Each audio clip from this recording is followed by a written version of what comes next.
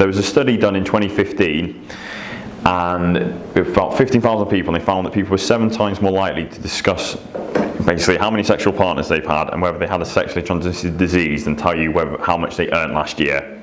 Okay, so people don't want to talk about money. It's kind of amusing that at this event that not a lot of people come because maybe they're uncomfortable talking kind of around it. So they had other things. Found that really weird. Yeah, exactly. Because money is quite important. It is, and we don't really talk about it, do we? And salaries ought to be up on a big board, so every single individual in the company earns. Yeah. I've always thought that, and yet it's always got to be a close secret. Exactly, and that's things. It kind of sort of ties in. It seems to be like the last taboo. So they also found, I think, 27% of people are absolutely terrified about dealing with their money, and 1 in 7 would rather have a dental procedure than than deal with their money. So it's that thing. We just don't kind of want to talk about it. Okay. So some of the beliefs that people kind of have around money. I won't be happy until I have enough. It's only money is hard work. Money's the root of all evil. It's actually the love of money is the root of all evil. That's the actual saying. Money can't buy you happiness. All these kind of beliefs that are formed with people and can impact on some of the decisions that they kind of make around it. So almost kind of self-perpetuating. If you think I'm not good with money, then it's almost self-perpetuating, and then you do things that sort of reinforce it. So it's quite useful to kind of understand some of the beliefs that you may have around money, and how you would act if that perhaps wasn't your belief. So if you did have a belief, say I'm just not good with money, and you flipped on its head and say, well, I am good with money, kind of how would you act, what would you do? Because they're not truths, they're just the kind of the beliefs that we hold. And I had one. For me, I kind of equate success with houses. So the bigger the house, the more successful you are. And it never really occurred to me until about like a year ago, why I always thought, but you have to buy a bigger house. And so someone kind of pointed it out. So I think it's quite useful to understand some of the beliefs that people have. Okay. So kind of 2 questions that I like to ask my clients when I speak to them. What's your first experience with money, and what was money like growing up? Because that's generally what's going to form your belief system, and how you deal with money now. So it's probably like a couple of things just to ask yourself when you get home. Just have a kind of think about it, because again, it's one of those things we don't ever really question ourselves, or it's unusual if we are, and it's often unusual that we talk to our partners or significant others about it. So I had a client that I saw recently, and when I went to see him, they didn't want to move house. It was absolutely off the table. They were going to do a loft extension, and they were going to borrow some money to do it. And I sort of said at the end of the meeting, well, just have a chat. What would the next 5-10 years? They're about to go on holiday. I said, have a glass of wine and have a chat about what you want the future to look like. And I came back and said, well, has anything changed?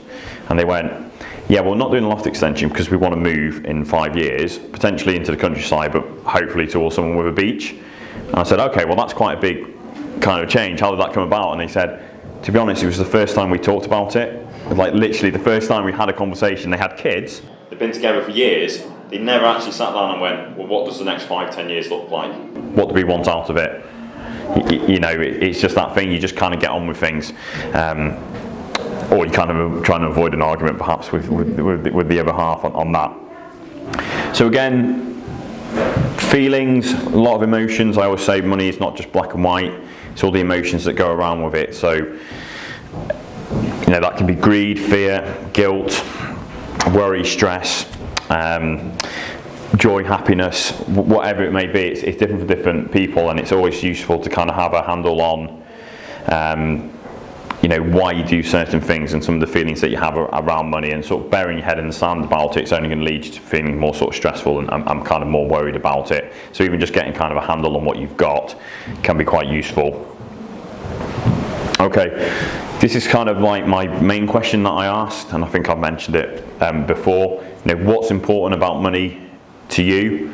And generally what happens with that, we get security and freedom. This generally the 2 people sort of gravitate to.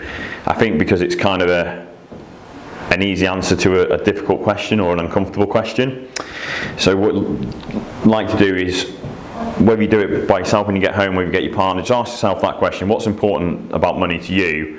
And then just keep drilling down, kind of like that kid that asks why all the time.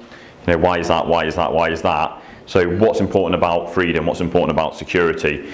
I had quite an interesting one today, a conversation with someone where the priorities were both freedom and security. Those were what was important about money. I was like, okay, well, we're going to have a delicate balancing act on that. But really sort of get to the bottom of what's the money for, because until you know where you're trying to get to, how do you know what you need to do? It's the phrase I use is money is the fuel, it's not the destination. So unless you know where you're going, you're not going to know what you're going to need, how much you're going to need when you retire, what you should be doing with your money on that side of it. So it's really important to kind of get a handle, you know, why you're earning, why did you go contracting, freelancing, what is the money actually for? Because then that can sort of lead through to your decisions. And once you've got your values around money, then you can relate decisions that you make back to it. So for me, experiences with my kids is a big one. So I can sort of reframe financial decisions within the context. Well, does it sort of tie with my values and that side of things? So let's say if you were spending, you know, £1,000 a month on a sports car, and you said you were, you know, travelling was important to you and you weren't doing it, there'd be a disconnect between them. Equally, it might be that money's important to you, so you can spend £1,000 on your sports car, but as long as you kind of know, you can do it. So obviously, well-being is a hot topic at the moment, and certainly financial well-being, employers are really keen on it. So they're getting people in to talk about it, getting a lot of support, because they know, you know, loss of productivity, people off with stress, days off. And then when you're contracting and freelancers, you probably have the same money worries, but you're in it by yourself. There's nothing for you to kind of go to sort of improve your well-being on that. So unfortunately, it's kind of on you to deal with it. And really, there's kind of 5 elements to it. People who say that they have financial well-being, typically in control of their month-to-month finances, got the capacity to absorb financial shocks, so if they can't work for a certain period, the confidence that they're going to meet your goals. Obviously, you've got to decide what they are, and it kind of comes into, you know, what's the money actually for, and then choices to enjoy life, and then that clarity and security for the people that you leave behind. You know who are the most important people, what matters most for you, getting a handle on that. So it's one of those things. You've got the difficulty, you've got, you know, IR35 coming down the road, change taxation, you know, products that aren't really designed for flexible working. You've got all that, and the fact is, if you can't work, you're not going to get paid. It's not like if you're off with in an employed role, then at least you're going to get paid for that day. So it's kind of on you to take control of that well-being. And unfortunately, it's kind of on that. Okay. So is the key essentially just to earn more money?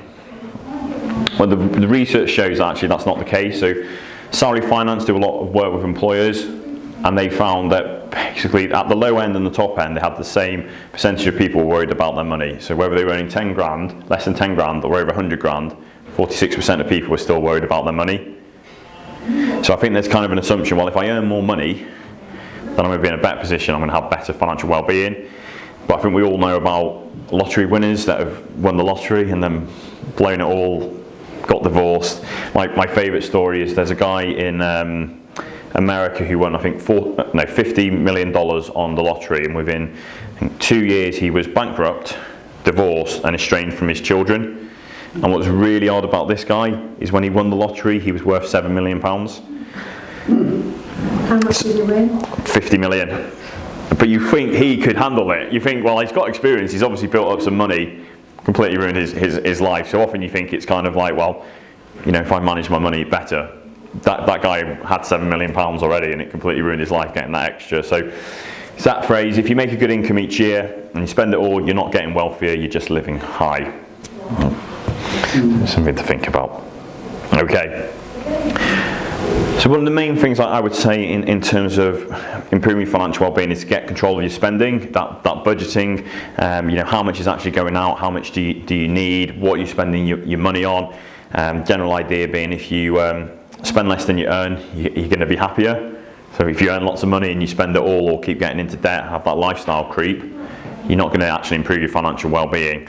So it's really getting control of that, having a spending plan, potentially having a couple. So maybe like a base one, for you know, I need to earn that amount, and that's kind of my base level, and then having one where for months where you maybe earn more. so you can still benefit from it. Make sure you don't get that lifestyle creep or spend more in the months that you're not earning as much. It's kind of a good way of getting control over it, because the problem you've got is your income's lumpy. It's not the same every month, it's like maybe not even the same every week, so it's kind of like, how do you deal with that side of things? So basically these are the main things that you need to do, depending on your situation, because I'm going to cover off insurance in here. Obviously it does depend on your situation, but the first thing is to get organised.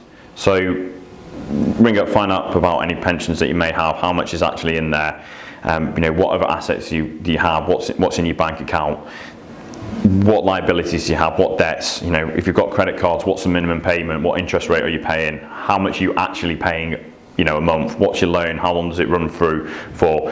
So you can essentially have like a little net worth statement. So assets in one column, liabilities in the other, and it gives you that starting point. You know where you're at the very least, and a lot of certainty comes from that. The spending plan, one of the things I always get people to do when I go to see them is do a budget, or at least write down what they're spending, and it can be quite eye-opening just doing that exercise. It normally comes out, well, we didn't know we were spending that on this, or we didn't know we were doing that.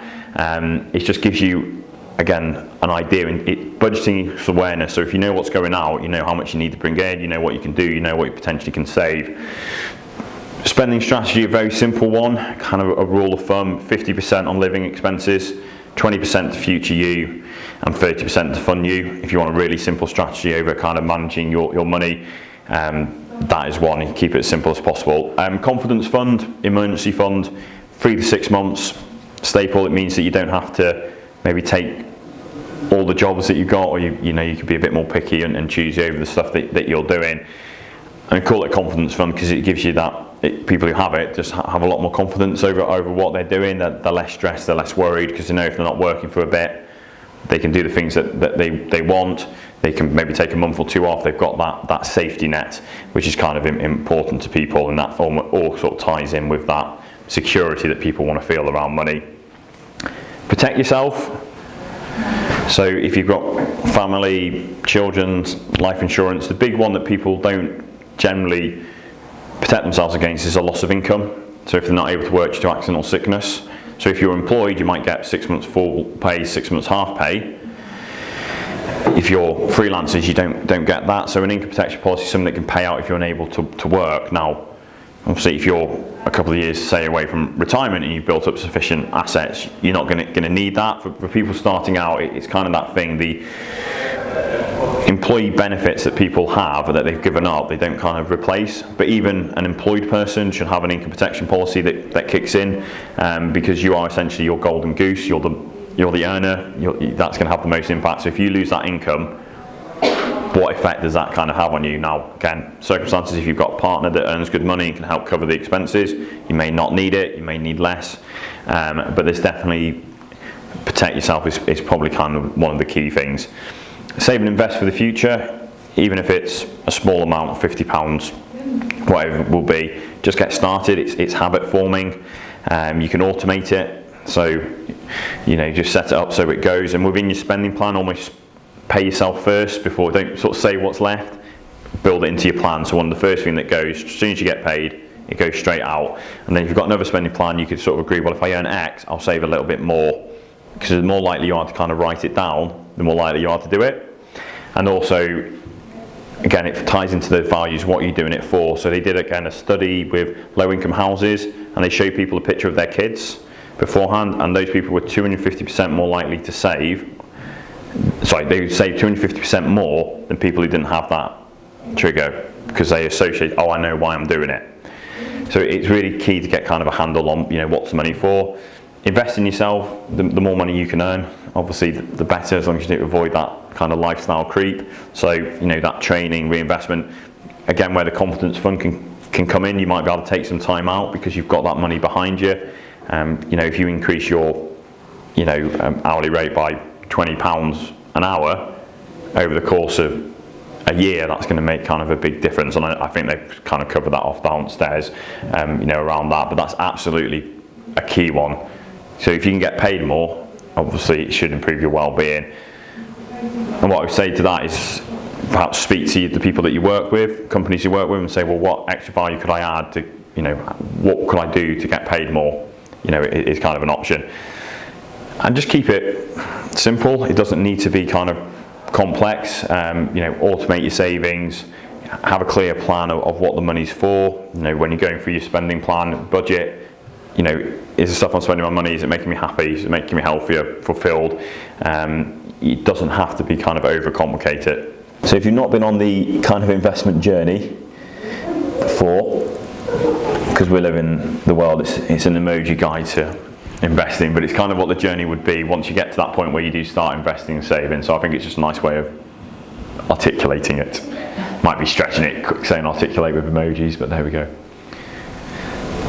So that's sort of most investors, all the emotions that they go through, from euphoria to fear, panic, and then basically back again. And then a successful investor just essentially leaves it alone, it's quite calm, and just rides it out. And it all comes down to how long you're going to be invested for, what are your time frames, what's the goal with the money, where you're trying to get to it. But I think it's quite a nice way of showing, typically what people do is they buy when it's high and everyone's euphoric, and then they sell when it's low, and just keep repeating that, and it's not a way to really build wealth. So if you can be just quite boring, that's the key to be successful investment. Successful investing is quite boring. You do it and you diversify your portfolio and you leave it alone, which you'll obviously know. So if you want some kind of more details, I do have an ebook on my website, so you can kind of download. So it goes a bit more into those tips and some of the ideas, cards on the table. Some blogs on there already, but some going out around pensions for the self-employed to think about. And the world of work has changed. Stop taking your parents' advice as well. And then I say, always leave strong, and that's normally stronger when you quote somebody else. Too many people spend money they have not earned to buy things they do not want to impress people they do not like, which I think is quite true. And it's said by Will Smith, so it must be true. So that's basically it. You got any kind of questions? Well, I'm here. My kind of goal was to get you to sort of think about the money differently, rather than say, you need to do this, you need to do that. Because once you kind of know some of the background and beliefs, it makes it easier to make those decisions.